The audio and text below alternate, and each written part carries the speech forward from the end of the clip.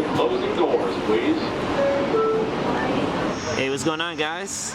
Can you tell me your names and where you're from? Paloma Blanca, and I'm from Bayside, Queens, New York. And I'm Danny Paloma, and I'm from College Point, Queens. Nice, nice.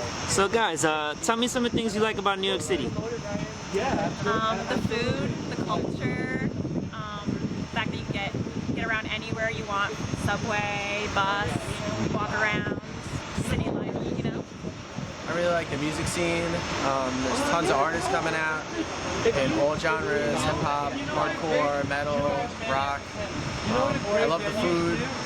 I love Spanish food and Indian food, and we got the best Italian food in the world. Oh yeah. So, and then New York is the best place to live and best place to grow up, and I'm never leaving. So, with that being said, do you have your share of dislikes about New York City? Definitely. Traffic. Traffic. Traffic is terrible. Congestion. I mean, there's hundreds of thousands of people coming here every year, and it's just getting tighter and tighter.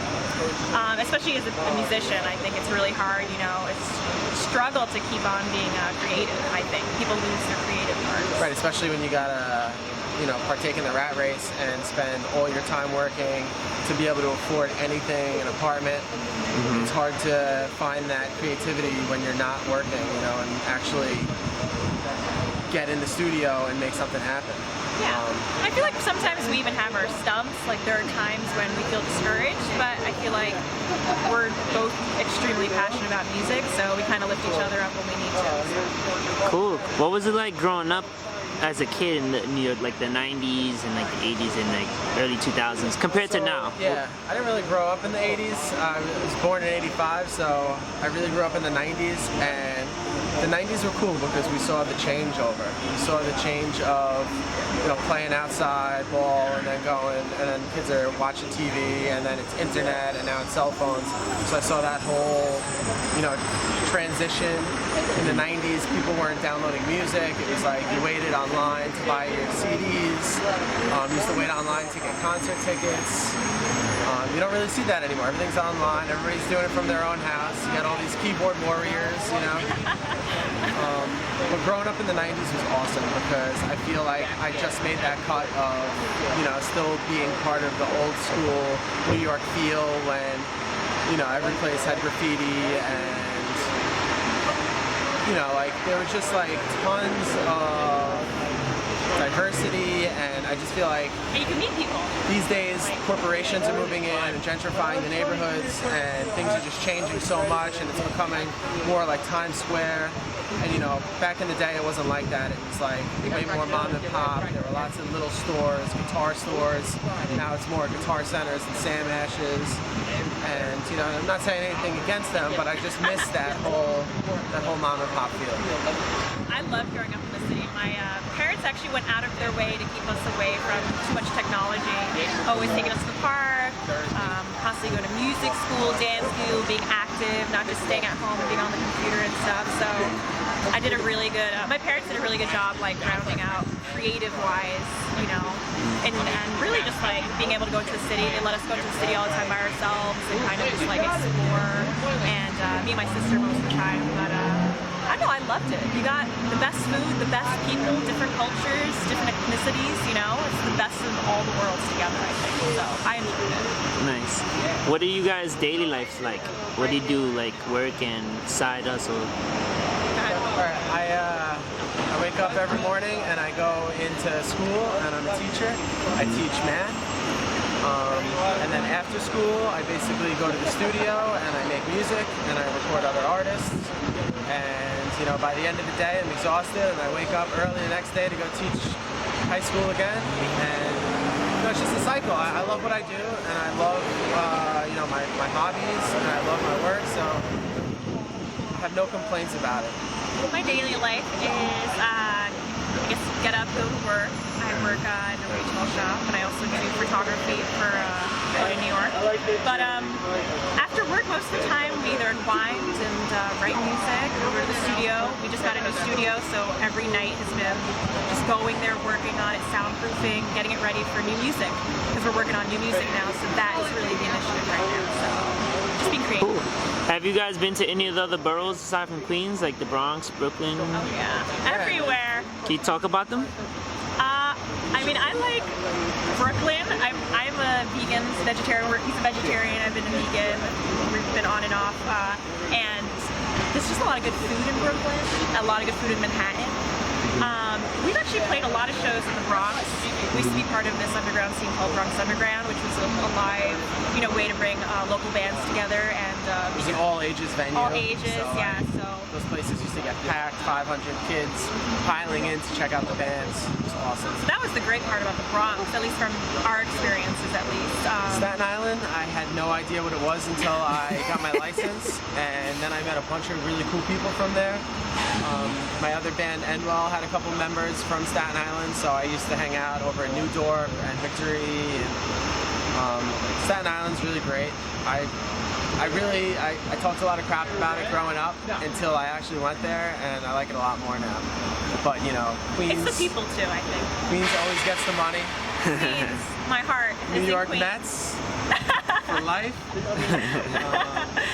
I just love Queens. It's like everything. You got Hispanics, Asians, like everything. You got a mix of everybody that's here. And I have to say, Queens is definitely the most diverse borough, and it's people living in the same areas from different, ethnicities. Because when you go to the Bronx or when you go to Brooklyn, it's like this street is the Russian street, and this street is the Dominican street, and this street is full of hipsters. Yeah. In Queens, it's like you go to Jackson Heights, and like you're gonna see hipsters, and you're gonna see Hispanics, Colombians, and you're gonna see Indians, Mexicans, and you're gonna see. Indian, It's yeah. awesome. It's a And then mix. the food's all there, and it's a great place to live.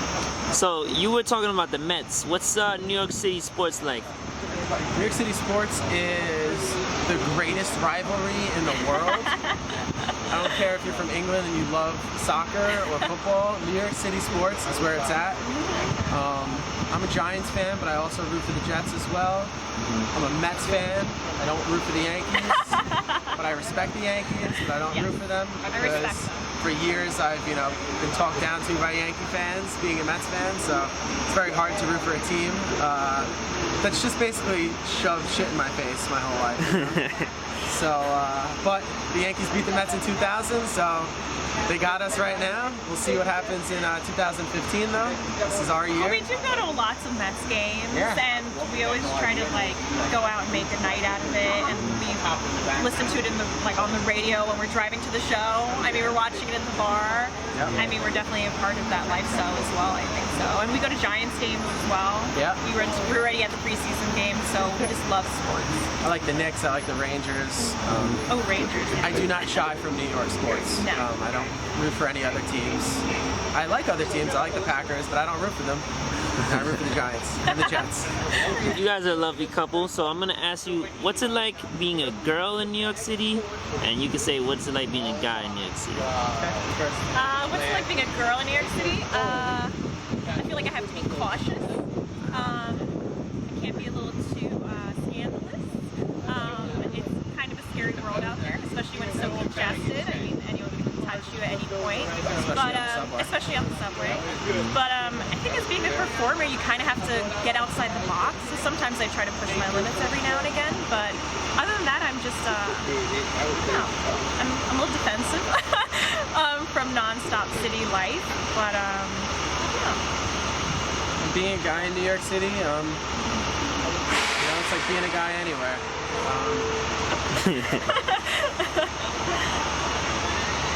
I don't really have much to say about it. great. It sounds great. Alright. What's the craziest thing you've seen in New York City? One time, I was going to play a show in my van, and we were sitting in a lot of traffic, and the traffic was so bad that we were sitting there for 2 hours, and we're just dying. We're like, man, this is the worst traffic ever. We were on the cross Bronx trying to get over the bridge, and I watched this guy jump out of his car and run over to the side, right on the shoulder, pull down his pants, squatted, and just started taking a massive shit. And we were both in the van, and we're just like, do you see that? Oh my god.